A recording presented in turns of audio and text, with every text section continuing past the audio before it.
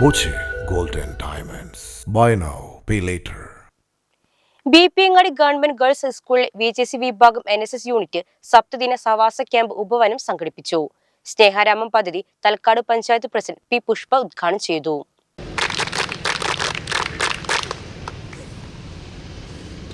ബിപിങ്ങാടി government girls school VHSC വിഭാഗം NSS യൂണിറ്റിന്റെ 2023-24 വർഷത്തെ ഉപവനം സപ്തദിന സവാസ ക്യാമ്പിൽ വളണ്ടിയർമാർ വിവിധയിനം പ്രവർത്തനങ്ങൾ സംഘടിപ്പിച്ചു.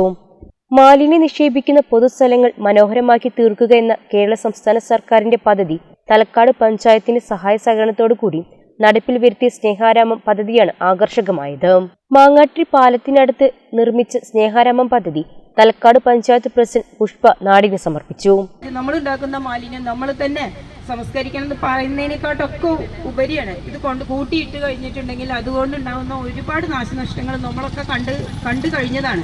അതിനൊക്കെ ഉപരിയാണ് ഇപ്പം നമ്മൾ ഉണ്ടാക്കിയ ഈ സ്നേഹാരാമം ഇനി വരുന്ന തലമുറയ്ക്കൊക്കെ ഒരു പാടാണ്. കാരണം ഇങ്ങനെ വലിച്ചെറിയാൻ തോന്നാത്ത വിധത്തിലുള്ള സ്നേഹാരാമം കാണുമ്പോൾ അതവിടെ ഇടാൻ പറ്റില്ല എന്നുള്ള ഒരു തോന്നൽ നമ്മുടെയൊക്കെ മനസ്സിൽ എപ്പോഴും ഉണ്ടാവും.